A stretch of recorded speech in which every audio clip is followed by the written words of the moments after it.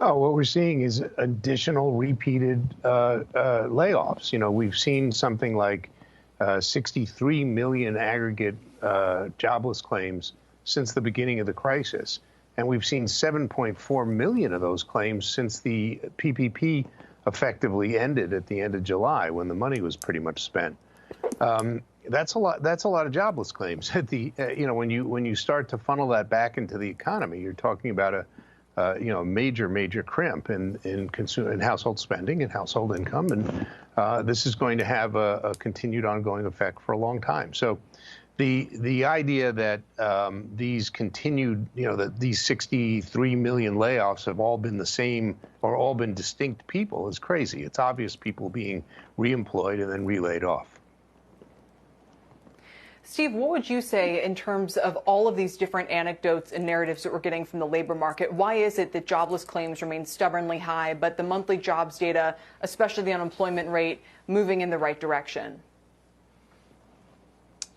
So, Kelly, I would say there's a lot of different forces going on right now, and there is no analog for this. We are kind of, these explanations and everything are being made up as we go. Look, you have places that have opened, places that have then reclosed, industries that are coming back and coming back strong. The manufacturing data has been very strong. Housing has been very strong. But then you have Disney that opened up and then appears to be maybe rehired too many people that they brought on.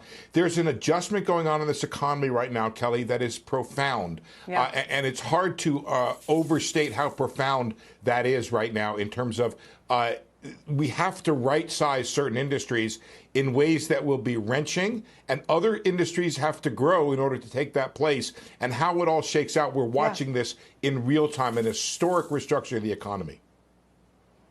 No, I think that's very well said. Gentlemen, stay right there for a moment. We've just got a news alert coming in on the state of play for the next COVID stimulus bill. Let's bring in Elon Moy. What's going on, Elon? Well, Kelly, the House is telling members that there will be a vote today on Democrats' $2.2 trillion stimulus proposal. Now, this comes as the Treasury Secretary and Speaker Pelosi have wrapped up their phone call, and a spokesperson for her office says that the two discussed further clarifications on amounts and language, but distance on key areas remain.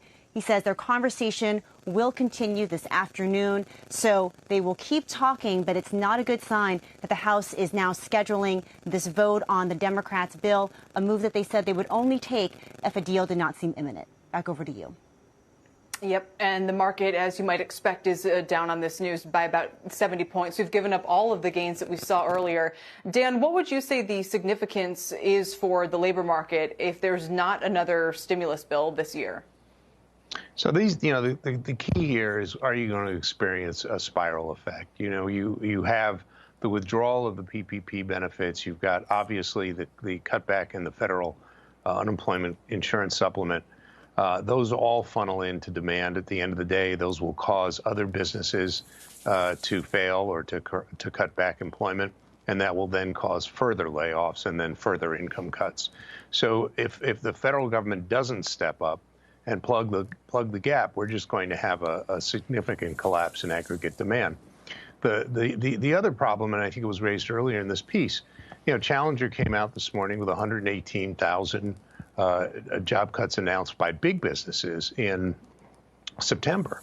That number is going to increase dramatically more in October. Most of the things I've been talking about to you and others really are small and medium-sized enterprises that took the big brunt of this. But now we're moving into a new paradigm. We're going to start talking about large businesses that are effectively resizing, as Steve said, for the economy. Yeah.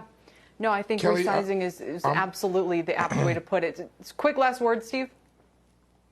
Yeah, I'm just not quite as pessimistic as all that. It's unfortunate, but businesses have to resize and right-size for a new economy. That's part of the process of getting back to indigenous growth, or essentially growth that it grows on its own without the government. I think there's an essential role for the government here to play to help people over that time, but government is not going to create the right economy that we need. It's going to be the private sector that's going to do so, and there's going to have to be some pain. The question is, does the government step up to help people through that period? Shepard Smith here. Thanks for watching CNBC on YouTube.